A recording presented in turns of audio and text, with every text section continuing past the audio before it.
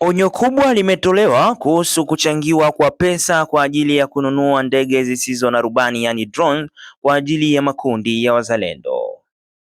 Na watu kadhaa wameweza kushikiliwa huko katika mji wa Baraka baada ya muda usiopungua mwezi mmoja na nusu mpaka sasa, baada ya mtandao kufungiwa katika mji huo. Na watu hao wameshikiliwa kwa kosa la kutumia mtandao wa Starlink ambao unatumia satellite na wameutumia huo kinyume cha sheria. Na mapigano kati ya makundi ya wazalendo yanayoshinikizwa kuwa mapigano hayo yameanzishwa baada ya kiongozi mmoja kutoa vizuizi vya barabarani vilivyokuwa vinadaiwa vipo kinyume cha sheria. Karibu kusikiliza taarifa zetu kupitia Mbavu TV Online, na tukianza taarifa moja kwa moja, karibu. Naam. Hali ya taharuki iliyotokea hapo jana Jumanne Agosti 2026 tariki 11 katika eneo la Bashikalangwa kufuatia mapigano yaliyohusisha makundi mawili ya wapiganaji kutoka katika makundi ya kizalendo. Mapigano hayo yalihusisha wanachama wa SNPC ambao ipo chini ya General Amuri ya Kutumba dhidi ya wapiganaji wa kundi la Biloze Bishambuke katika eneo la Lokomba. Kwa mujibu wa vyanzo kadhaa vya eneo hilo, mvutano ulianza baada ya kiongozi wa eneo hilo Alonda Bita Alida kufanya operation ya kuondoa vizuizi kadhaa vya barabara ambavyo vinadaiwa visizo vya kisheria, ambapo wananchi walikuwa wakitozwa kodi zisizo rasmi na kusababisha usumbufu wa kiusalama na kiuchumi. Baada ya kufanikiwa kuondoa vituo viwili vya ukaguzi, msafara wa Alida ulivamiwa kwa mashambulizi ya kushtukiza ambapo walidai kufanywa na wapiganaji wa Biloze Bishambuke. Mapigano hayo yalisababisha hofu miongoni mwa wakazi wa eneo hilo ambapo walilazimika kusitisha shughuli zao na kubaki majumbani mwao kwa tahadhari. Kwa mujibu wa taarifa za awali, watu wawili wamefariki upande wa kiongozi Bishambuke.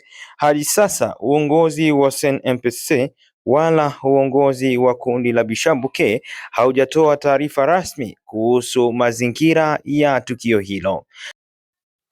Naam, tuelekee huko wilaya ya Fizi katika mji wa Baraka ambako ni takriban mwezi mmoja na nusu mpaka sasa tangu mtandao ukatwe katika mji huo.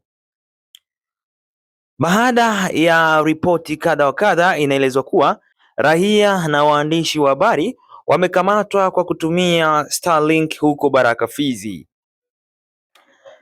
Naam, karibu katika ripoti ya leo ambao watu kadhaa wakiwemo waandishi wa habari na vijana pamoja na raia wamekamatwa katika mji wa Baraka, wilaya ya Fizi, mkoa wa Sud Kivu Mashariki mwa Jamhuri ya Kidemokrasia ya Kongo DRC, na wanajeshi wa kitengo cha Hibu kutoka katika jeshi la FARDC. Kwa mujibu wa vyanzo mbalimbali vya eneo hilo, kukamatwa kwao kunahusishwa na matumizi ya mtandao wa intaneti wa Starlink unaotolewa kupitia vifaa vya satellite karibu na majengo ya serikali na miundombinu ya eneo hilo. Kwa takriban mwezi mmoja na nusu sasa, FARDC imekata mtandao wa simu katika eneo hilo lote la wilaya ya Fizi kwa ujumla na hasa katika mji wa Baraka.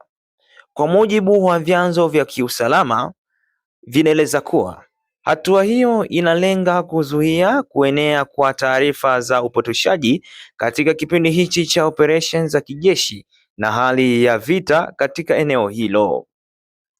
Hata hivyo, kukatika kwa mawasiliano kwa muda mrefu kunaendelea kusumbua sana wananchi na wakazi wa eneo hilo ambao tayari wanakabiliwa na madhara ya kivita.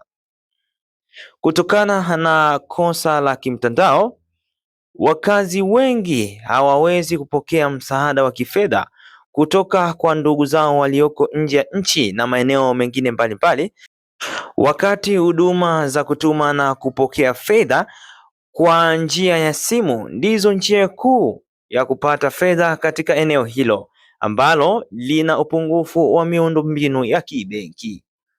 Je, kufuatia kukatwa kwa mtandao huu unaweza kuchochea namna gani upungufu wa uchumi katika eneo hilo la Baraka? Lakini pia kufuatia kufungwa kwa mtandao huu kunaweza kukaleta mabadiliko gani katika operation na hali ya kiusalama katika wilaya ya Fizi? Naam, tukielekea katika taarifa zingine ambazo nimekuandalia nakala ambayo inalenga kuhusu kununua ndege isiyo na rubani yani drone kwa vikundi vya wazalendo. Na moja kati ya maswali ya watu wengi ni kwamba je, kununua ndege isizo na rubani yani drone katika vikundi hivyo vya wazalendo inaweza ikawa moja kati ya hatua za kuvunja sheria za nchi? Na je, ni halali kwa vikundi hivyo vya wazalendo kununua silaha hizo nje ya shinikizo za serikali ya Jamhuri ya Kidemokrasia ya Kongo?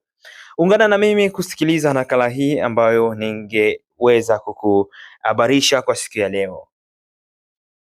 Ununuzi wa drone ya kivita ni jambo linalofanyika kati ya serikali na serikali nyingine, na unakabiliwa na vizuizi vikali vya kisheria na kanuni za kimataifa. Ikiwa waasi wa M23 wana drone zisizokuwa na rubani au ndege zisizokuwa na rubani, ni kwa sababu kuna serikali moja au zaidi zinazowashinikiza kufanya jambo hilo kisirisiri, na ikiwa ni moja kati ya taifa la Rwanda na mataifa mengine ambayo yanadaiwa kushinikiza vikosi hivyo vya M23 kuwa na hizo drone na kupambana dhidi ya serikali ya DRC. Unaanza kuona picha ya kwamba kwa nini M23 ina vifaa kama hivyo na kwa nini sisi kama vikundi vya wazalendo havijawa na silaha hizo. Kulingana na mikataba ya kimataifa na sheria za kitaifa kuhusu biashara na zana za kiulinzi au bunduki, uuzaji na ununuzi wa ndege za kijeshi au drone hufanyika tu kati ya serikali na serikali nyingine au kupitia mikataba ya kiserikali inayoidhinisha au kuruhusiwa kihalali. Mtu awaye yeyote binafsi au kikundi cha kibinafsi hana haki ya kuagiza au kutoka nje kumiliki wala kufadhili zana za kivita. Masoko ya kiraia yanaruhusu tu droni za kujifurahisha au za kikazi au za kimichezo zinazoongozwa na sheria za usafiri wa angani wa kiraia.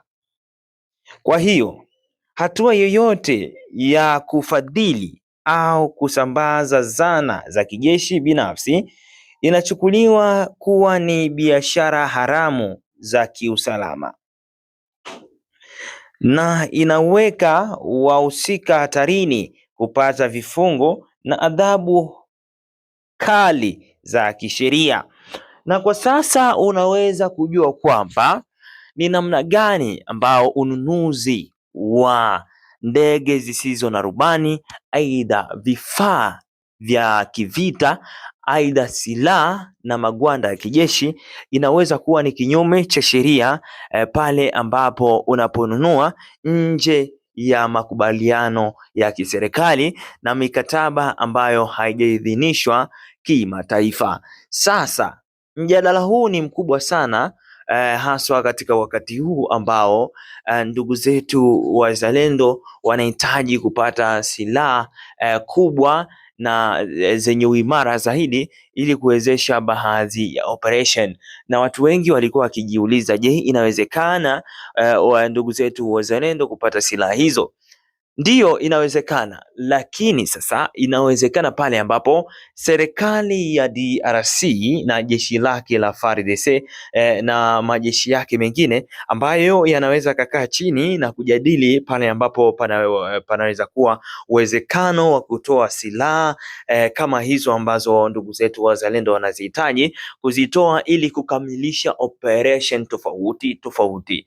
Aidha, kutoa silaha hizo iwe chini ya sheria ya operation ambazo zitafanyika chini ya serikali ya DRC.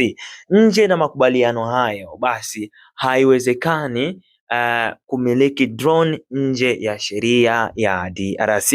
Na hiyo ni kutoa ufafanuzi mdogo kuhusiana na yale ambayo yanasemeka katika mitandao ya kijamii na wengine kutoa misaada yao kwamba mimi natoa msaada kwa niaba ya ndugu zetu wazalendo waweze kupata silaha hiyo, na huenda ukaja kutapeliwa kupitia njia hiyo, ukapata mtu ambaye anasema kwamba tuma pesa kuelekea kwenye namba fulani kwa ajili ya kusaidia ndugu zetu hao, kwa ajili ya huenda ukawa ni utapeli. Hivyo basi inahitaji kuwa makini na katika hatua zako na katika kuangalia kile unachokifanya ili usije ukatapeliwa ndugu yangu. Na kufuatia nakala hii basi tunaomba comment kwa kile ambacho tumeweza kukiandaa kwa siku ya leo, japo ni kwa ufupi, lakini tunaangazia kile ambacho kina ukweli na uhakika kuliko kuongea kitu kirefu ambacho hauna uhakika nacho. Kwa hiyo tunakuomba uweze kutoa comment kwa kile ambacho tunachoweza kukifanya kila siku, lakini pia usisahau kwamba hii hapa ni Mbaf TV channel ambayo inakufanya kila siku uweze kupata habari murua